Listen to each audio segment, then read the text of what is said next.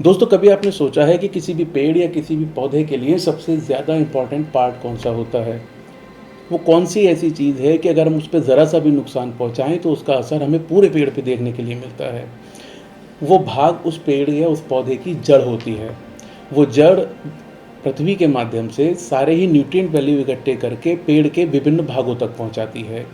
ठीक इसी तरीके से अगर हम बात करते हैं मानव शरीर की, तो मानव शरीर में जो सबसे ज़्यादा इम्पोर्टेंट धातु है, वो रक्त धातु है।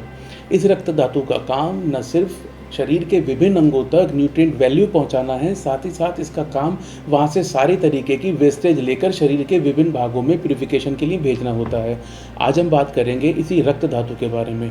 नमस्कार दोस्तों, मैं अंकुर पाठक स्वागत करता हूँ आपका जड़ी बूटी परिवार में।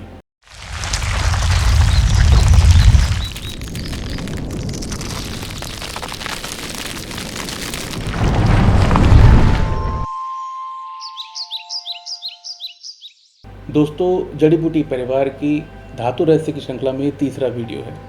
पिछले वीडियो में हमने आपको रस धातु के बारे में बताया, जिसमें हमने आपको बताया किस तरीके से पेट में रस धातु का निर्माण होता है और उसी रस धातु के जो सूक्ष्म सार होता है उससे ब्लड का निर्माण होता है, रक्त का निर्माण होता है। रक्त धातु सभी धातुओं का आधार होता है या इसे मूलाधार भी कहा जाता है। इसकी प्रकृति ऊष्म और पित्त होती है। महर्षि सुश्रुत रक्त को प्राण कहते हैं, तो आप समझ सकते हैं कि जीवन में रक्त का कितना महत्व है। आयुर्वेद में जो हमें रक्त का वर्णन मिलता है, तो अगर हम देखें कि ये रक्त होना किस तरीके का चाहिए, तो आचार्य सुश्रुत कहते हैं कि इसका रंग तपते सोने के समान होना चाहिए। या फिर अगर हम किसी जीव से अपने खून की तुलना करें तो वो कहते हैं कि हमारा खून खरगोश की तरह होना चाहिए। या एक आपने अक्सर जंगलों में कीड़ा देखा होगा जिसे बीर बहुटी कहते हैं, जो अक्सर आपको पौधे के पत्तों पे दिखा जाएगा। तो हमारे खून का रंग उस कीड़े के समान लाल होना चाहिए, वह एक स्वस्थ खून होता है। दोस्तों, आयुर्वेद के अनुसार एक स्वस्थ मनुष्य में 8 अंजलि खून होना चाहिए। और अगर बात करें मॉडर्न साइंस की, तो मॉडर्न साइंस कहता है एक स्वस्थ मनुष्य में 5 लीटर के करीब खून होना चाहिए। यदि ये खून इससे कम होता है तो हमारा रस धातु इसको बनाना शुरू कर देती है।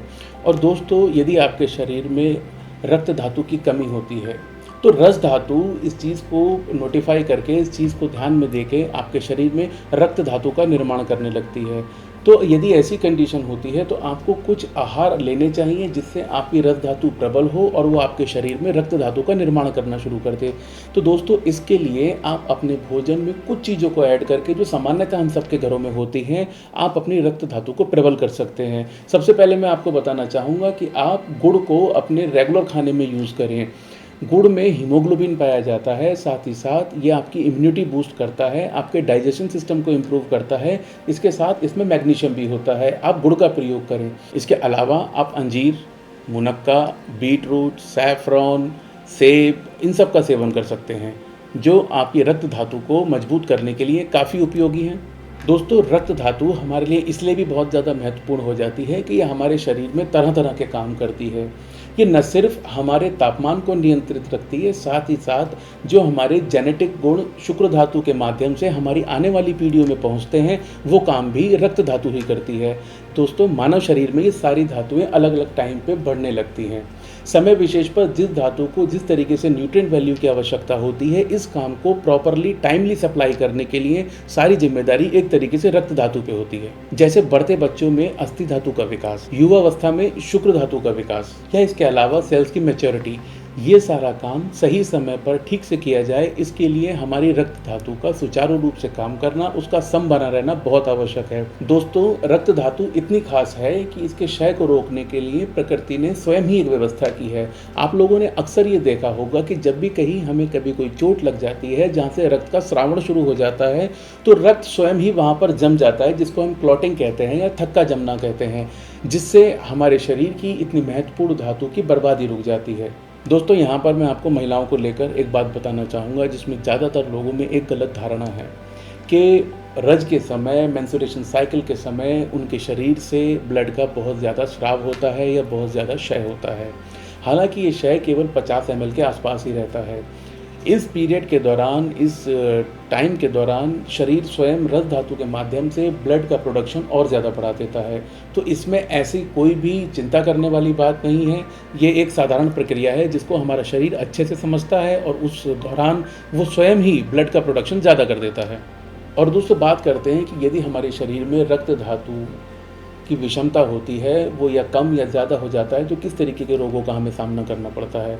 मुख्य तौर पर यदि आपके शरीर में रक्त धातु की विषमता है तो आप देखेंगे कि आपको त्वचा संबंधी विकार होंगे, आपको स्किन पे जगह जगह पैचेस मिल सकते हैं, आपके कील मुहासे बढ़ सकते हैं। आप ये भी देखेंगे कि या तो आपके शरीर पर झुर्रियाँ होने लग गई हैं या फिर झाइयाँ आने लगी हैं। इसके अलावा जो हमारा डाइजेशन सिस्टम है वो भी खराब हो जाता है, हमें पित्त संबंधी विकार भी इसमें देखने को मिलते हैं।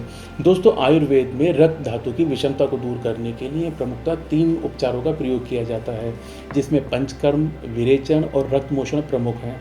दोस्तों रक्त धातु से मांस धातु का निर्माण होता है। दोस्तों इसी तरीके से हम अपना प्रयास जारी रखेंगे, जिसमें साधारण शब्दों में, साधारण भाषा में हम आपको आयुर्वेद बताएं, उसका महत्व समझाएं, ताकि आप भी अपने जीवन में बिना औषधि के, बिना किसी चीज़ के अपने आप को स्वस्थ रख पाएँ। आप उन नियमों का पालन कर पाएँ जिससे आप निरोगी रहें, स्वस्थ रहें, यही हमारी कामना है।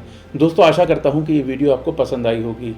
अगर ये वीडियो आपको पसंद आई तो हमारा मनोबल बढ़ाने के लिए चैनल को सब्सक्राइब करें, ये वीडियो दोस्तों के साथ शेयर करें और इस वीडियो को लाइक ज़रूर करें। धन्यवाद।